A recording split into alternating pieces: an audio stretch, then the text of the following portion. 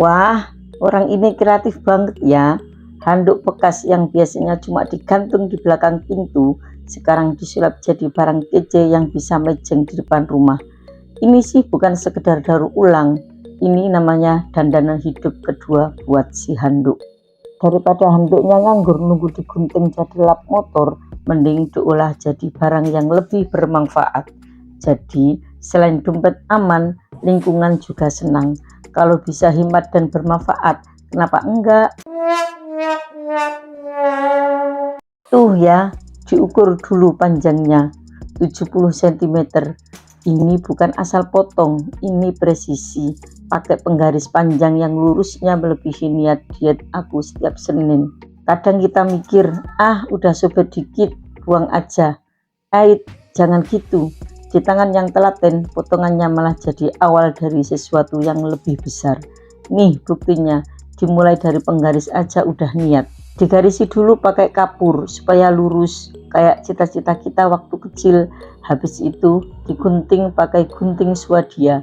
Swadia asli apa KW sih? Yang jelas tajamnya ngalahin omongan ibu pas ngelihat anaknya tidur mulu.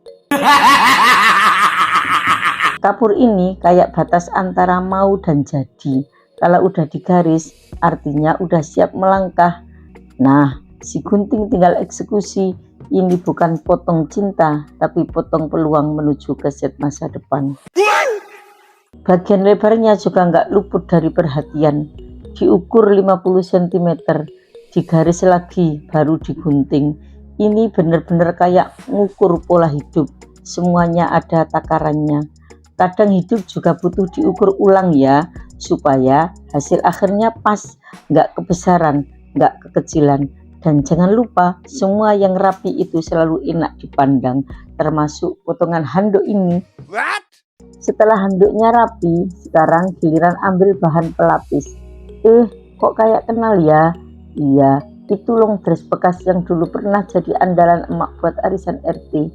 Sekarang dipakai lagi buat lapisan dalam keset. Serbaguna banget ya. Ukurannya 60 x 80 cm. Jadi agak lebih besar biar bisa dilipat ke pinggir-pinggir. Ini semacam pelukan ya. Handuknya dipeluk dari semua sisi biar makin hangat dan makin style. Kain aja bisa saling melengkapi, masa kita enggak? Nah, ini dia bagian yang bikin jantung berdebar. Kayak bikin kue lapis tapi versi tekstil. Handuk ditumpuk dengan pelapis dari long dress bekas yang udah dipotong rapi ukuran 60 x 80 cm. Terus semua sisi kain pelapis dilipat mengelilingi si handuk. Jangan salah, ini butuh kesabaran tingkat dewa. Kadang lipatannya nggak nurut, kayak anak-anak kalau disuruh mandi harus diajak pelan-pelan dulu baru mau. Setelah dilipat rapi, langsung dikunci dengan jarum pentul. Tapi ya, hati-hati, jarum ini mungil, tajam, dan kadang suka nyelip entah kemana.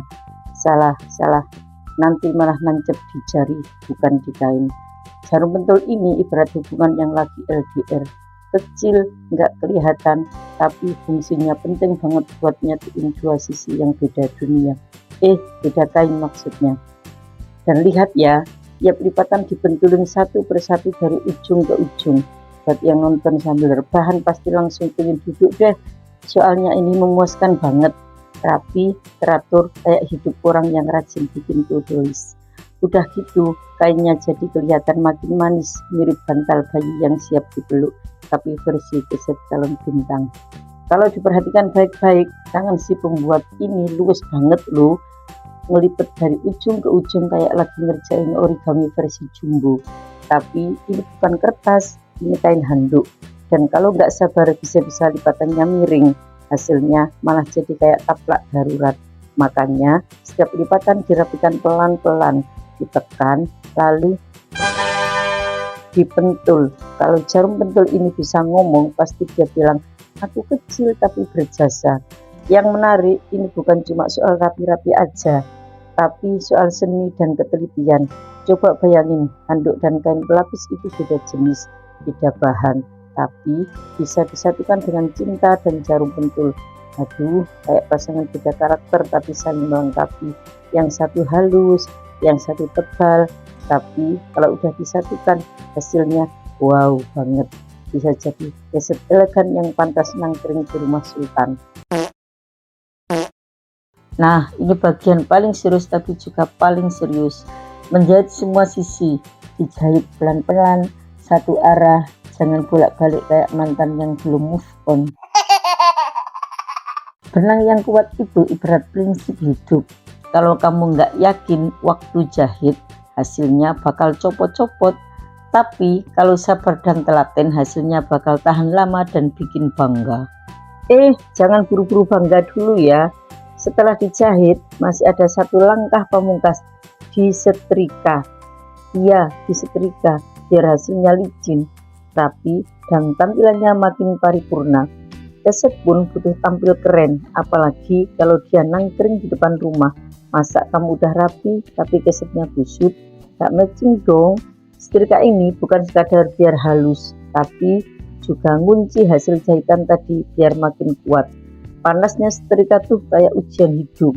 Kalau kita tahan, hasilnya mulus. Dan kalau dilihat setelah disetrika, wih, keset ini langsung naik kelas. Dari bekas handuk jadi properti rumah yang estetik, siap bikin tamu pangling. Dan ini dia hasil akhirnya, keset cantik dari handuk bekas.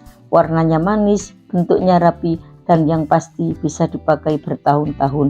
Ditaruh di depan kamar mandi, dapur, bahkan depan rumah juga keren loh. Keset ini nggak cuma enak dilihat, tapi juga enak diinjak, nggak licin, nggak nyusahin. Daripada beli baru terus-terusan, mending buat sendiri kayak gini. Lebih hemat, lebih puas, dan pastinya lebih bangga. Jadi teman-teman, dari handuk yang mau dibuang aja bisa jadi produk yang cantik dan berguna. Apalagi kita yang masih utuh dan penuh ide. Kalau barang bekas bisa disulap jadi rezeki, maka kita nyerah begitu aja. Ayo semangat berkreasi, jangan malu pakai barang bekas, karena yang penting itu bukan baru atau tidaknya, tapi manfaatnya. Siapa tahu dari keset ini malah muncul ide usaha baru. Yuk bikin versi kamu sendiri. Kalau kamu suka banget sama DIY atau suka ngubah barang bekas jadi barang kece kayak gini, jangan lupa klik subscribe ya, biar Bu Hasanah makin semangat bikin konten seru lainnya. Terus di like juga di videonya, dan tulis di kolom komentar kira-kira kamu pengen aku ubah apalagi habis ini. Bisa jadi baju bekas, keset, tas, atau mungkin mantan. Bercanda ya. Sampai jumpa. Sekian. Assalamualaikum warahmatullahi wabarakatuh.